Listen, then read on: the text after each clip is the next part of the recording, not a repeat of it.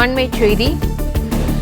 மகன் மீது பொய்யாக கஞ்சா வழக்கு பதிவு செய்ததாக கூறி கோவை கவுண்டம்பாளையம் காவல் நிலையம் முன்பு தந்தை தீக்குளித்த சம்பவம் நிகழ்ந்திருக்கிறது.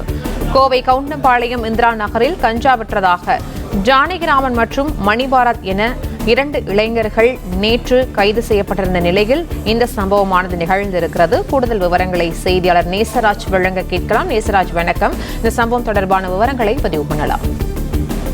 வணக்கம். கோவை கவுண்டம்பாளையம் அன்னை இந்திரா நகர் பொது கழிப்பிடம் அருகே இளைஞர்கள் நேற்று கஞ்சா விற்பனை செய்து வருவதாக காவல்துறைக்கு வந்த தகவலின் அடிப்படையில் அங்கு சென்ற போலீசார் சோதனை செய்ததில் கவுண்டம்பாளையம் பகுதியைச் சேர்ந்த ஜானகிராமன் மற்றும் மணிபாரத் ஆகிய 2 இளைஞர்கள் கையில் கஞ்சாவுடன் பிடிபட்டனர். இதனையடுத்து அவர்களிடம் இருந்து 107 கிராம் அளவு உள்ள கஞ்சாவை பறிமுதல் செய்த போலீசார் இருவரையும் கைது செய்து நீதிமன்றத்தில் ஆஜர்படுத்தி மத்திய சிறையில் அடைத்தனர்.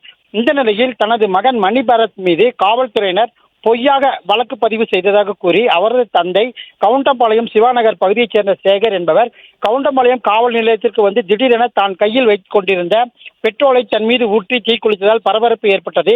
இதனையடுத்து அங்கிருந்த போலீசார் உடனடியாக தீயை அணைத்து சேகரை மீட்டு ஆம்புலன்ஸ் மூலம் கோவை அரசு மருத்துவக் கல்லூரி மருத்துவமனைக்கு அனுப்பி வைத்தனர்.